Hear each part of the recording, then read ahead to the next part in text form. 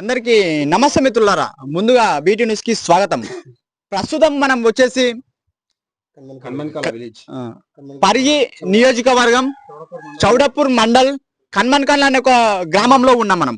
ఈ కన్మన్కల్ ఒక గ్రామంలో మనము ఏం చేస్తున్నామంటే ఊరు మొత్తం ఒకసారి తిరిగినాము. ఈ కాంగ్రెస్ పార్టీ అధికారంలోకి వచ్చి 2 సంవత్సరాలు అవుతున్నది.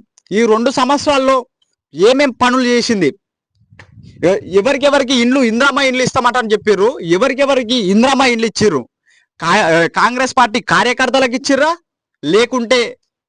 లేకపోతే ఏ పేదవాళ్ళకి ఇచ్చిర్రా? ఆ పేదవాళ్ళు వాస్తవాన్ని చెప్పాలంటే గుడిసెలలో బతుకుతున్నారు. వర్షాకాలం చలికాలం వస్తుంటే పాములు వస్తుంటాయి. మరి ఎవరు చనిపోతే ఎవరు బాధితులు? ఇక్కడ బాధితులు ఉన్నారు. గత ఎన్ని సంవత్సరాలు ఉంటున్నారా ఇక్కడ? 5 సంవత్సరాల నుంచి ఉంటురా? ఇదే ప్లేస్ లో ఉంటురా 5 సంవత్సరాల నుంచి? అసలు మీ మీకైతే ఇవ్వలేరు. మొత్తం కాంగ్రెస్ పార్టీ వాళ్ళకే ఇచ్చిరా? కాంగ్రెస్ పార్టీ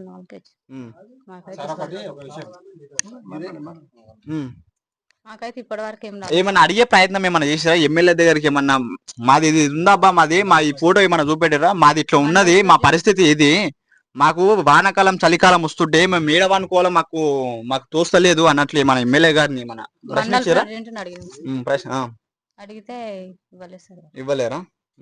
అన్న చెప్పండి అన్న, వీళ్ళు ఎప్పటి నుంచి ఉంటున్నారు అసలు? స్థానికంగా అయితే వీళ్ళు వచ్చి మా ఇంటి వెనకాల ఇల్లు, మా ఇల్లు పక్కనే ఉంది, మాద రేకులు ఇల్లే. కాకపోతే వీళ్ళకు ఆ రేకులు ఇల్లు కాదు, మాకు ఇల్లు ఉంది, కానీ వీళ్ళకి ఇల్లు లేదు. ఈ డబ్బాలో ఉండబట్టి దగ్గర ఒక 5 years గతంలో 5 years వీళ్ళు వచ్చి 5 సంవత్సరాల నుంచి అయితే కాంగ్రెస్ పార్టీ లీడర్ అశోక్ అని ఉంటాడు, మండల్ లీడర్. అలా దానికి మొర పెట్టుకున్నాం, మేము దరఖాస్తు పెట్టుకున్నాం, ఇందిరామా పరిపాలనలో ఖచ్చితంగా ఇందిరామా ఇల్లు వస్తుంది అని చెప్పి కూడా వాళ్ళు దరఖాస్తు పెట్టిండ్రు. అది నేను రైతు వేదికల్ని చూసిన, వీళ్ళ నైమ్సుడు ఉంది, ఊరోళ్ళందరూ పెట్టిండ్రు, వీళ్ళొకరే కాదు ఊరోళ్ళందరూ పెట్టిండ్రు. నేను కూడా దానికి మాకు కూడా ఇల్లు అంటే అందరికి ఇష్టమే కనుక ఇక అందరం దరఖాస్తు పెట్టినాక ఇక నాకు ఇంతనో ఉంది, సరే నాకు రాకపోయినా పర్వాలేదు. ఇట్లాంటి రేకుల డబ్బా ఇంట్లో ఉన్న వాళ్ళకైతే గవర్నమెంట్ నిరుపేద కుటుంబాలకు ఇందిరమ్మ పేరు మీద ఇందిరమ్మ ఇల్లు అని ఒక మేనిఫెస్టోలో పెట్టుకున్నప్పుడు ఈ కన్మన్కాల విలేజ్ లో ఇట్లా డబ్బా ఇండ్లలో ఒక మ్యాక్సిమం ఆ గుడిసె ఇందాక చూసిన గుడిసె, ఇంకా 2-3 గుడిసెలు ఉన్నాయి. డబ్బా ఇండ్లు దగ్గర 5 members ఉంటాయి, తక్కువ లేదా 5 members ఉంటాయి. వాళ్ళు కాంగ్రెస్ లీడరు పెద్దల్లో కూడా తెలుసు వాళ్ళకు, కానీ ఎందుకు మరి వీళ్ళ పేరుని ఆడ ఎందుకు తీసుకోలేరు అనేది అది మాకు ఇప్పటి వరకు అర్థం కాలేదు. కానీ ఉన్న వాళ్ళకి మాత్రం ఇల్లు ఇచ్చారు, అది 100%. మీరు వాళ్ళ ఇల్లు కూడా డైరెక్ట్ వాళ్ళతో పోయి కూడా చూపిస్తా, వాళ్ళ ఇల్లు కూడా అడ్రస్ కూడా చూపిస్తా. 2 ఇండ్లు ఉన్నాయి, ఒక మడు కేశవులు అనే పేరు, అది కూడా చెప్తా, మడు కేశవులు. కాదనా, ఈ గ్రామంలో ఎన్ని ఇండ్లు ఉన్నాయి అసలు? ఇలాంటి గుడిసెలలో ఇలాంటి రేకులు ఇండ్లలో బతుకున్న వాళ్ళు ఎంతమంది ఉన్నారు? 10 మంది ఉంటారు, మ్యాక్సిమం 10 మంది ఉంటారు. ఆ 10 మందిలో ఎవరికైనా 2-3 కన్నా వచ్చినాయి? ఒక్కరు కూడా రాలేదు. నేను ఎవరినన్నా అడుగు అంటే మేమేమన్నాడు బీఆర్ఎస్ నుంచి లేదో బీజేపీ నుంచి అని చెప్పట్లేదు. ఒక నిరుపేద కుటుంబానికి లబ్ధి చెందాలంటే ఆ ఇంటికి ఓ ఈ సొంతింటి కళ ఉంటది.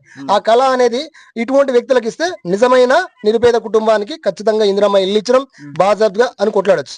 కానీ ఇటువంటి చాలా మంది ఏమంటున్నారు అంటే సెకండ్ విడతలో ఉన్నాయి కదా, సెకండ్ విడతలో వస్తాయి అన్నట్లు మాట్లాడుతారు. మాట్లాడతారు, మీ బాలు మీకు తెలుస్తుంది. ఎట్లంటే ఎలక్షన్ కోసం ఖచ్చితంగా ఇల్లు లేని వాళ్ళకి ఇల్లు ఉన్న వాళ్ళకే ఇవ్వాలి. ఫస్ట్ అరువుడు కదా అయినా రేకుల 5 సంవత్సరాలు ఉండేవాటి. ఇప్పుడు ఫస్ట్ ప్రిపరేషన్ వీళ్ళకి ఇవ్వాలి, వీళ్ళకి ఇచ్చినాక తర్వాత వాళ్ళకి ఇచ్చుకోవచ్చు. తర్వాత వస్తాయి అని చెప్పకమే గానీ ఎలక్షన్ల హామీల ఇది అసెంబ్లీ ఎన్నికల్లో గానీ వచ్చి చెప్పకమే వస్తాయి అని రాసుకోపోకండి కానీ ఇంతవరకు వచ్చింది. ఇప్పుడు 10 ఇండ్లు ఉన్నాయి ఇట్లాంటి ఇండ్లు, అందులో ఒక 3 కూడా రాలేవు. కనీసం 3 వస్తే కూడా ధైర్యం నెక్స్ట్ బేస్ లో వస్తాయనే ధైర్యం. కనీసం ఒక్కరు కూడా రాలేదు, ఎట్లా అనుకుంటాం వస్తాయని? తర్వాత నెక్స్ట్ బేస్ లో వస్తాయంటే ఎట్లా ఊహించగలుగుతాం? వాళ్ళ దగ్గరికి వెళ్ళి ఎన్నిసార్లు అడగొచ్చు మీరు? వాళ్ళ ఇప్పుడు అధికారంలో ఉన్న పార్టీ ఉంది కదా, వాళ్ళ దగ్గర లీడర్స్ దగ్గరికి పోయి మీరు ఎన్నిసార్లు అడగొచ్చు, మాకు ఈ ఇల్లు రావాలబ్బా అంటాను కూడా ఎన్నిసార్లు అడగొచ్చు? ఒక 5 సార్లు పోయి మొరపెట్టుకున్నాం. 5 సార్లు పోయా అయినా చేస్తామని మాట తప్పించుకోవడం కానీ చేసిన పని పోలేదు ఇంతవరకు. ఇదేమ్మా, మరి ఏమని మాట్లాడాలనుకుంటున్నారు మీరు మరి దీని గురించి? ఇల్లు కావాలని అనుకుంటున్నారా?